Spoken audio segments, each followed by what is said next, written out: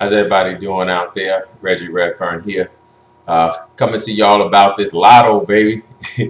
I wanted to talk with y'all because this is a subject that's bumping right now. Obviously, most people know that it wasn't the biggest lottery. I think it's I'm looking at it now. I think it's the second biggest lottery um, in a while. But obviously, somebody in Florida just hit the lotto for $590 million. $590.5 million.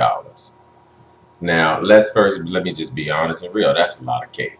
That's caked up, you know what I mean? But I want to talk to you about something more important than just a boatload of money, because there's a few things that are pivotal whenever you look at something like this, and you're somebody like me, or maybe even somebody like yourself who's an entrepreneur. So I want to be real about some things, and that's why I'm on Facebook with this, so I can converse with people.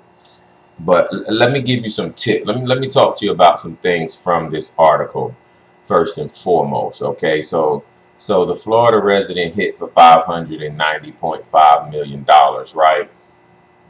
And this article goes on to say that first and foremost, something that you all should know is that your odds of winning these lottos, the Mega Millions lotto, your odds of winning that lotto are 1 in 170. They say 75. I ride past a lotto post every day. It's 176 million. 1 in 176 million. Those are your odds. 1 in 176 million. Now, I'm just going to go ahead and forget about the people who are not good at math and just go ahead and tell you those ain't good odds. No, that's not good odds. Basically, that means don't bank on this. Okay, and it then goes on to say that the lotto was selling so many tickets that in California was selling $1 million in tickets every hour on this past Saturday before the numbers came out. $1 million worth of tickets every hour. Wow, at $2 a ticket. At $2 a ticket. Now, I was having a conversation with some real sharp brothers around here, success-minded brothers, and and I was just pointing out some things that I've pointed out before, just my personal feelings about this lotto, right? I come up in, obviously I'm a black man. I come up in the black community. And I also come up in the, I'm a late 70s baby. So I come up in that early 80s era, and some of y'all might be able to relate to this, but when I was growing up, the faithful lotto players, those people who was in the store to get them a lotto ticket before every, I don't know what you call them, before every jackpot or whatever.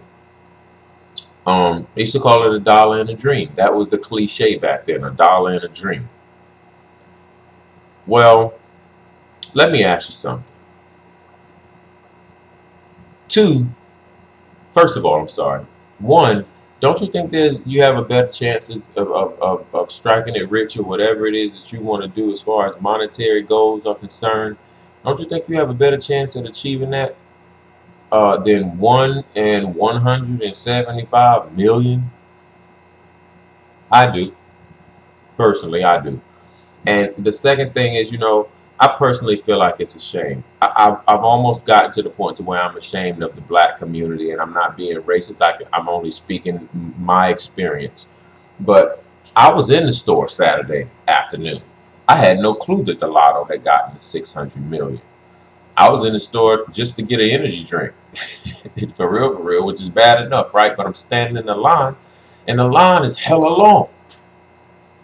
And as I'm standing there, I realized all these people in front of me got multiple lotto tickets in their hand. I live in Richmond, Virginia, in the black community, right? In the city, I should say in the urban community. I live in the urban community in Richmond, Virginia, right? So I immediately knew that the lotto had to be high. So I'm like, that lotto must be bumping. Where's the lotto at now? And it was 600 million, 600. Everybody knew how much the lotto was. Everybody knew how much the lotto was.